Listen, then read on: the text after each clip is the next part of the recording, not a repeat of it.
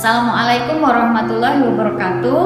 Teman-teman semua, untuk praktikum kali ini kita akan belajar tentang titrasi asam basa. Seperti biasa, langkah pertama yang harus kita lakukan adalah menyiapkan alat dan bahan yang diperlukan. Baik, alat pertama yaitu klem yang fungsinya untuk menjepit buret. Nanti kita jepit di bagian tengah. Kemudian ini ada statif, tiang penyangga buret. Kemudian di sini ada buret, ada beberapa ukuran volume buret. Yang pertama ini kecil, ukurannya 5 mili. Kemudian di sini ada 10 mili. Ini juga ada 25 mili, buret 25 mili. Dan yang paling besar yang tersedia di lab ada 50 mili. Baik, kemudian tidak lupa ada Erlenmeyer di sini sebagai wadah sampel. Kita siapkan 3 karena kita akan melakukan pengulangan sebanyak 3 kali. Kemudian bahan ada, yang pertama adalah larutan HCl yang akan kita ukur konsentrasinya. Kemudian ada asam oksalat yang akan kita gunakan untuk standarisasi natrium hidroksida. Kemudian ada larutan natrium hidroksida yang akan menjadi titran atau larutan baku sekunder. Kemudian ada indikator phenolphthalein atau PP yang akan digunakan sebagai indikator perubahan warna pada titik akhir titrasi. Pertama kita akan merangkai alat titrasi. Kita pasangkan dulu klemnya di bagian tengah. Terlihat di sini ada seperti skrup ya yang bisa kita kendorkan. Nah, ini nanti dimasukkan ke dalam statif. Klem kemudian kita masukkan ke dalam statif.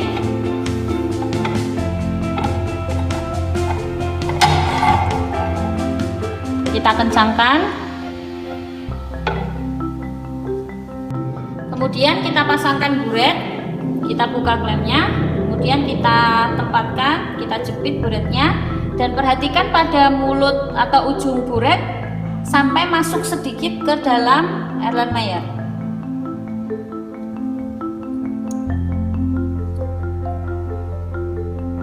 Dan pastikan skala berada di depan sehingga mudah untuk kita baca.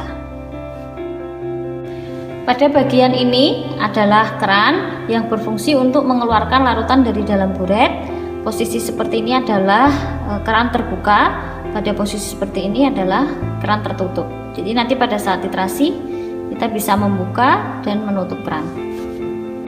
Setelah alat titrasi terangkai sempurna, lalu kita masukkan larutan NaOH ke dalam buret. Kita sudah punya tadi larutan NaOH, kemudian kita masukkan ke dalam buret dengan bantuan corong supaya tidak tumpah.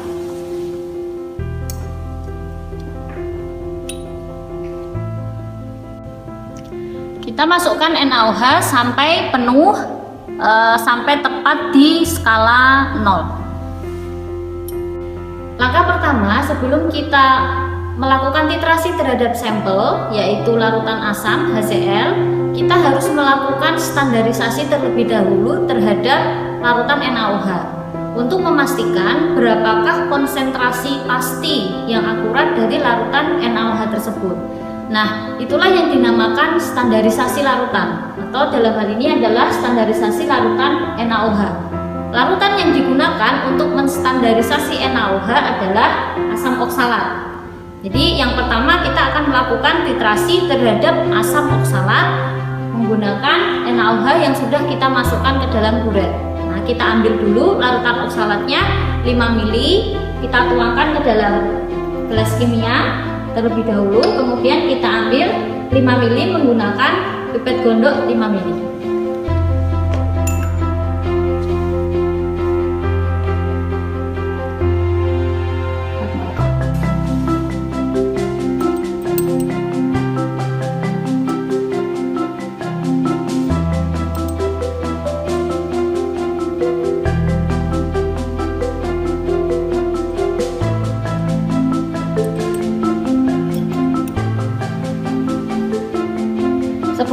titrasi, jangan lupa kita tambahkan indikator PP agar terjadi perubahan warna pada saat titik akhir titrasi.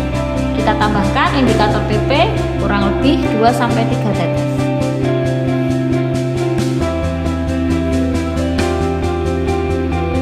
Sebelum mentitrasi, kita berikan dulu kertas atau bisa kain atau bahan yang berwarna putih, supaya pada saat perubahan warna terjadi, warnanya bisa jelas terlihat. Pada saat titik akhir titrasi nanti, perubahan warna yang akan terjadi adalah dari warna bening menjadi merah muda atau pink. Kita mulai titrasi, perhatikan cara memegang buret. Kita buka pelan-pelan kerannya, jangan terlalu lambat menetesnya, jangan pula terlalu kencang atau mengalirnya terlalu deras. Kita buka perlahan, kemudian sambil kita aduk sampai warnanya benar-benar pink konstan, tidak berubah.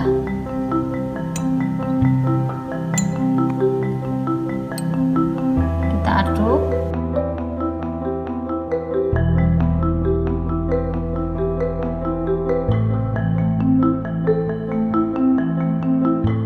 Larutan telah berubah warna menjadi kemerahan, maka titrasi kita hentikan.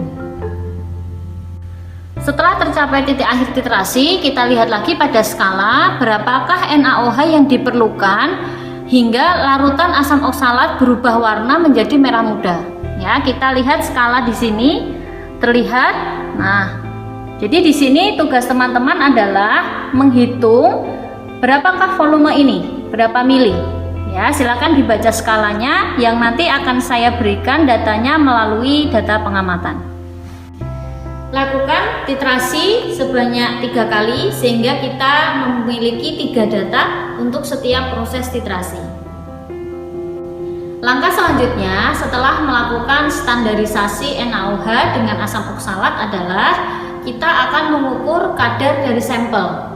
Dalam praktikum kali ini sampel kita adalah larutan asam klorida atau HCl.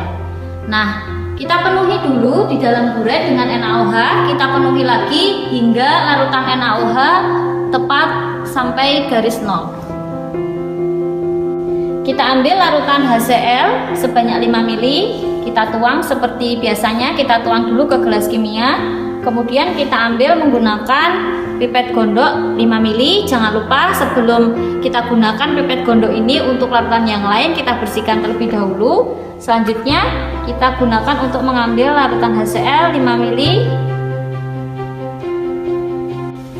Setelah sampai tanda batas, kita masukkan ke dalam Erlenmeyer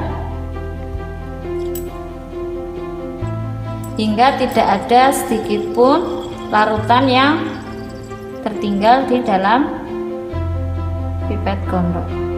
Jika masih ada sedikit, maka bisa kita turunkan. Nah, sehingga semuanya habis. Selanjutnya kita tambahkan indikator phenolphthalein sama seperti tadi, supaya terjadi perubahan warna pada titik akhir titrasi. Kita berikan 3 tetes. Lalu kita lakukan proses titrasi yang sama hingga warna larutan berubah menjadi merah muda.